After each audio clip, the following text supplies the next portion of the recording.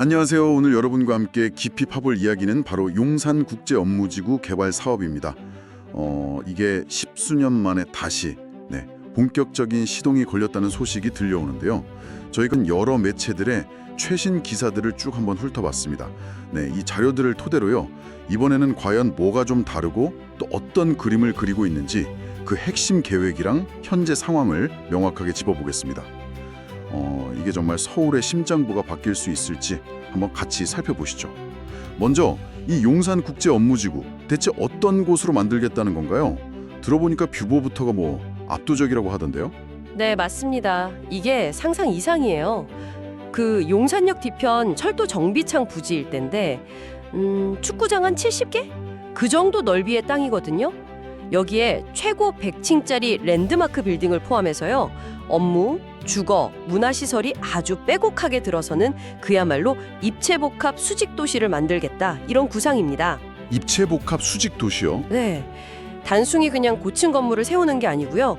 그 지상이랑 지하, 또 건물이랑 공원이 뭐랄까 마치 하나처럼 이렇게 연결돼서 이동하고 생활하는 그런 3차원적인 도시를 구현하려는 거죠.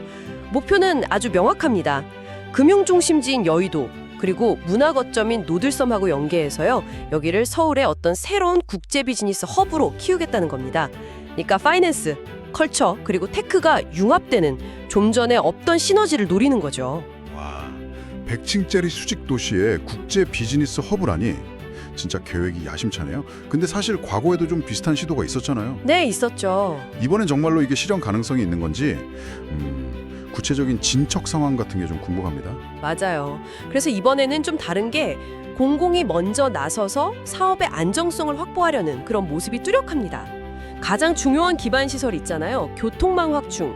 이걸 위해서 SH공사하고 코레일이 이미 내부 신설도로 4개 이거 설계를 시작했어요. 한 2년 정도 걸릴 작업입니다. 벌써 설계를 시작했군요. 네.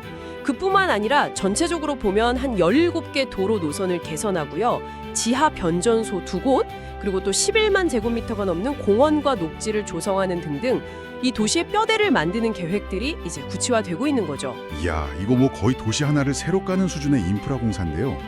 여기에 들어갈 그 막대한 비용은 어떻게 충당하는 건가요? 바로 그 점이 진짜 중요합니다. SH공사가 약 3조 원이 넘는 상당히 큰 규모죠. 이 공사체 발행을 추진 중이에요. 현재 행정안전부 승인 절차를 밟고 있고 이제 서울시 최종 승인만 남겨둔 상태입니다. 아하. 이 정도 규모의 자금을 공공이 먼저 투입한다는 건 결국 사업 초기 단계의 리스크를 좀 줄이고 민간 투자를 유도하려는 그런 강력한 의지를 보여주는 거라고 할 수 있겠죠. 순조롭게 진행되면 올해 안에 기반시설 공사를 시작하는 게 목표입니다. 그렇군요.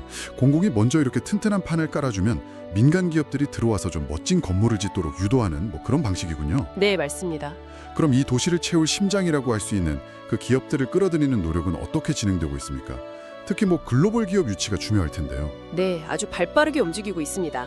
서울시가 코레일, SH공사하고 같이 미국 실리콘밸리랑 뉴욕 같은 데에서 서울 포워드라는 이름으로 투자 설명회를 열었어요. 그러니까 아시아 태평양 지역 본부를 찾는 글로벌 기업들을 직접 공약한 거죠. 직접 찾아갔군요. 네, 현재 있는 첨단 기업이나 투자사 한 50여 곳을 대상으로 용산의 비전, 강점, 또 서울의 투자 환경 같은 걸 설명하고 1:1 상담까지 진행했습니다. 특히 그 하인즈나 브루필드 같은 성공적인 해외 개발사 사례를 좀 연구하면서 프로젝트 성공의 열쇠가 될 핵심 앵커 기업 유치 전략을 짜고 있어요. 그냥 지어놓고 기다리는 게 아니라 어떻게 좀 매력적인 조건을 제시할지 그걸 고민하는 단계입니다. 그렇군요. 그렇게 유치한 기업들이 들어설 부지는 그럼 언제쯤 공급이 되는 건가요? 올해 하반기부터요. 기반시설 공사랑 병행해서 토지 분양을 시작할 계획입니다. 전체 필지가 한 20개 정도 되는데 이걸 매각할 수도 있고 아니면 장기 임대하거나 그 리츠 방식이라고 있잖아요. 여러 투자자가 부동산에 간접 투자하는 방식. 이런 다양한 방식을 검토 중이에요. 상반기 안에 구체적인 공급 방식을 확정할 예정이고요. 네. 그럼 전체적인 시간표는 어떻게 되는 걸까요? 우리가 실제로 좀 변화를 체감하려면 얼마나 기다려야 할지. 가장 가까운 목표는 역시 올해 안으로 기반시설 공사를 시작하는 겁니다. 기공식도 계획하고 있고요. 부지를 이렇게 다듬는 조성공사는 2026년부터 좀 본격화해서 2028년 말쯤 마무리될 것으로 보입니다. 2028년 말이요? 네, 그 이후 그러니까 2028년부터는 이제 민간 기업들이 각자 확보한 땅에 건물을 올리기 시작할 수 있는 거죠. 모든 게 계획대로 착착 진행된다면 첫 입주는 한 2030년대 초반 그 정도로 예상하고 있습니다. 앞으로 한 10년 뒤쯤에는 용산에 완전히 새로운 스카이라인이 그려진다는 거죠. 10년이라. 와, 정말 장기 프로젝트네요. 근데 그 바로 옆에 정비창 전면 1구역이라고 또 다른 대규모 재개발 사업도 진행 중이지 않습니까? 아, 네, 맞습니다. 이 사업과의 관계도 좀 중요할 것 같아요. 아, 그거 아주 중요한 지점이세요. 바로 옆에서 동시에 이렇게 대규모 개발이 이루어지니까 도로망을 어떻게 연결하고 또 인프라를 어떻게 효율적으로 구축할지 이 두 프로젝트 간의 시너지가 정말 필수적입니다. 이게 잘 조율되지 않으면 오히려 좀 난개발이 될 수도 있거든요. 그래서 용산 전체의 미래 모습이 달린 문제라 좀 더 면밀히 지켜봐야 할 부분입니다. 자, 정리를 좀 해보면요. 과거의 실패를 딛고 공공이 주도해서 인프라를 먼저 깔고 미래형 수직도시라는 비전으로 글로벌 기업을 유치하려는 10년 이상이 걸릴 초대형 프로젝트다. 이런 얘기네요. 네, 그렇습니다. 이 거대한 계획이 여러분께는 어떤 의미일까요? 단순히 멋진 건물이 들어서는 걸 넘어서 사월의 중심축을 바꾸고 우리 경제와 도시생활 전반에 정말 큰 영향을 미칠 수 있는 그런 움직임입니다.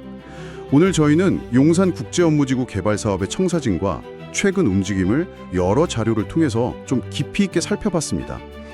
기반시설 설계 착수부터 조단위 자금 확보 노력, 글로벌 투자 유치 활동, 그리고 연내 착공 목표까지 멈춰있던 시계가 다시 움직이기 시작한 건 분명해 보이네요. 네, 하지만 이게 공공주도로 시작해도 결국 민간의 어떤 창의적인 투자와 참여가 성공의 관건이 될 겁니다. 자금 조달의 연속성이라든지 꾸준한 기업 유치, 또 주변 지역과의 조화 같은 문제들, 앞으로 넘어야 할 산도 많겠죠. 뭐랄까 굉장히 복잡한 퍼즐을 맞춰가는 과정이 될 겁니다. 그렇죠. 자, 여기서 여러분께 마지막으로 질문 하나 던져봅니다. 이렇게 서울의 심장부를 말 그대로 통째로 바꾸는 거대한 프로젝트가 계획대로 쫙 진행될 때 우리가 아직 생각하지 못한 그런 의외의 기회는 뭐가 있을까요? 또 반대로 예상치 못한 난관은 또 어떤 모습으로 나타날 수 있을까요? 한 번쯤 상상해 보시면 좋겠습니다. 다음번에도 흥미로운 이야기로 찾아뵙겠습니다.